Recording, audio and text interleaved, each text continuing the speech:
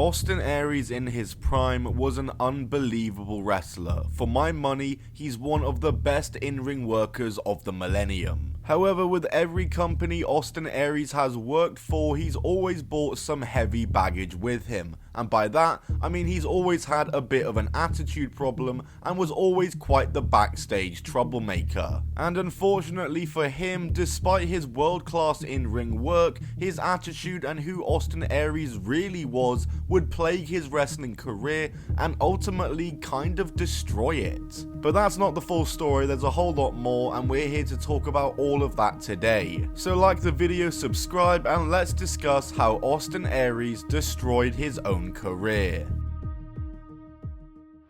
Austin Aries began his pro wrestling training in the year 2000 and would make his debut that same year in November. He would start wrestling for various indie promotions, but his first somewhat breakout would come in 2004 when he made his debut for Ring of Honor on April 24th. And by the end of 2004, he was the Ring of Honor World Champion, having beaten Samoa Joe for the belt. He'd hold the title for about 6 months before losing it to CM Punk, and he would continue to grow his career, as in 2005, he would make the next step up and debut for TNA. He debuted at Sacrifice 05 as a pole option to face Christopher Daniels, and he would win the pole, but not win the match. However, his performance was enough to impress TNA officials that they signed him to a contract, and Aries was now signed to both TNA and Ring of Honor and a regular member on both rosters. He would continue to find success in both companies, as in TNA he formed a stable with Alex Shelley and Roderick Strong,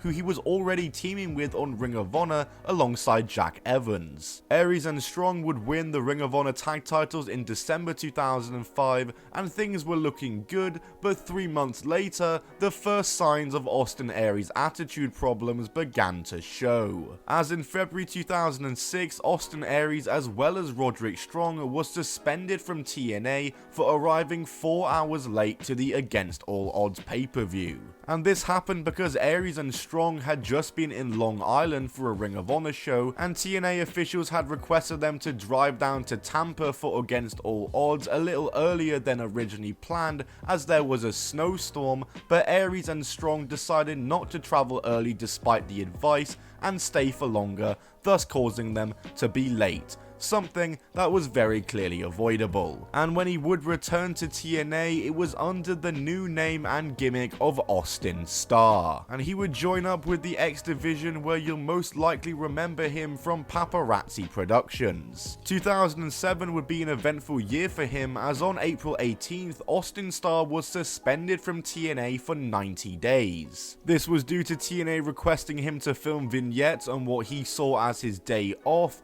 and though he did ultimately agree to do them, TNA weren't happy with his attitude again, and thus he was suspended. And then 2 weeks later, it was announced that Ring of Honor had signed a new pay-per-view deal, and with that, TNA pulled Austin Aries from all Ring of Honor shows. However, also during this suspension, Austin Starr would request his release from TNA, it was granted, and he returned back to Ring of Honor in June. And he'd spend the next 3 years in Ring of Honor, where he was once again a top star for them, and he would win the world title once again. He left Ring of Honor in 2010 to join Dragon Gate, as he had a short run that only lasted 8 months, as he left to pursue a career outside of wrestling, as he was considering retiring. But this decision would be reversed, as he was offered to return to TNA, and he took that offer. He returned back under the name of Austin Aries again in June of 2011, joining back up with the X Division,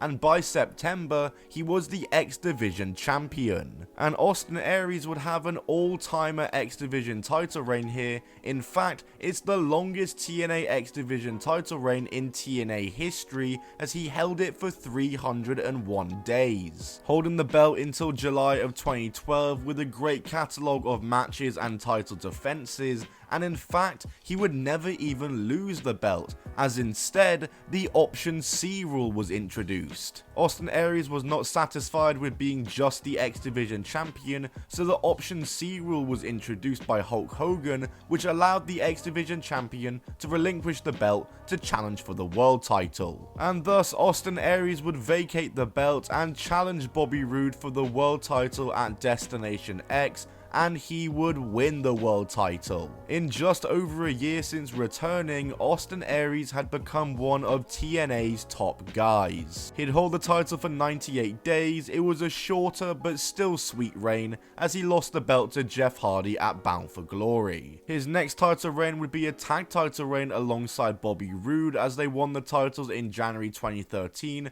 holding them for a couple of months, and one time while they were making their entrance, Austin Aries would get himself into trouble, as during their entrance, ring announcer Christy Hemme messed up the announcement, leading Austin Aries to charge to the ring, corner Christy Hemme, and get on the middle rope to taunt. It's not a good image, and Christy Hemme was unhappy and uncomfortable with what took place. TNA fined Austin Aries, and Aries apologized to Hemme, which she was said to be satisfied with. And other than that, it doesn't seem as though Aries found himself in much other trouble in this TNA run, and he would exit TNA in 2015 after 5 X Division title reigns, a tag title reign, and a world title reign. He had done everything there was to do, and the only next step was to go to the WWE. He would sign to the WWE in January 2016 and go to NXT. He would have a decent run in NXT and was even set to reunite with Roderick Strong in the Dusty Cup, but he had to withdraw due to injury, and this injury would end his NXT run altogether. As during his injury, he'd start doing commentary on the main roster for 205 Live and Cruiserweight division segments, and in March 2017, he would return to the ring and turn face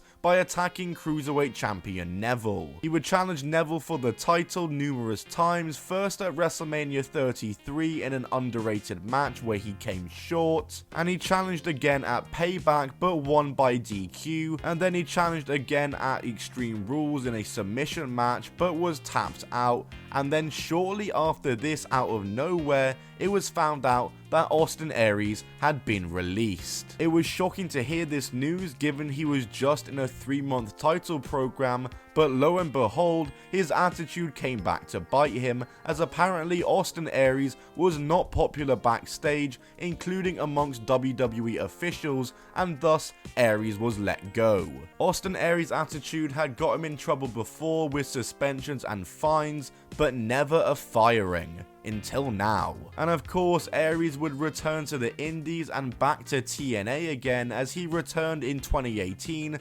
alongside all the belts he had won upon his Indies return, dubbing himself the Belt Collector. And he would expand his collection by quickly winning both the TNA World and Grand Championships, as Austin Aries was back to life in TNA again, and during his time as World Champ, he would feud with Johnny Impact. They would have a match set for Bound for Glory 2018, and in the lead up to the match, Aries and Impact would exchange words on Twitter, which had fans questioning if they were worked or not, where Johnny Impact was making fun of Aries' height, and Aries didn't seem to be reacting well. One very interesting and infamous tweet from Aries read, the form of discrimination that's still super cool. Short shaming. If I joked race, retards, your gay look, if I fat shamed your husky wife, instant outrage. But you can predictably cut on me over my height, genetics I don't control, and it's just funny. This tweet supposedly didn't go down well with TNA, and it also came out later that Austin Aries and Johnny Impact hadn't agreed with TNA to have an online feud leading up to the match, and these tweets of course got quite the reaction from the fans. But at Bound for Glory itself, in the match, Johnny would defeat Aries before Austin Aries would completely just get up and no-sell the finish, just straight up walking away before flipping off the fans and TNA officials. What just happened? This was Aries' last appearance for TNA, and to this day, nobody knows what really happened here, and it's always been assumed that Austin Aries did this on his own accord, but there are various reports that say this happened due to Aries being concussed, and Aries was apparently at the next TNA tapings but was sent home, and then Aries has also said before himself that this no-sell was planned and he was meant to return to TNA, so nobody really knows. It's confusing all round, but alas, Aries hasn't returned to TNA and hasn't really done much at all in wrestling since. In 2020, various allegations were made against Austin Aries by numerous alleged victims accusing him of various forms of predatory behavior, including a woman who claims that while at a show, she was made to bend down and kiss Austin Aries' testicles. Aries would release a long statement in response where essentially says he isn't perfect,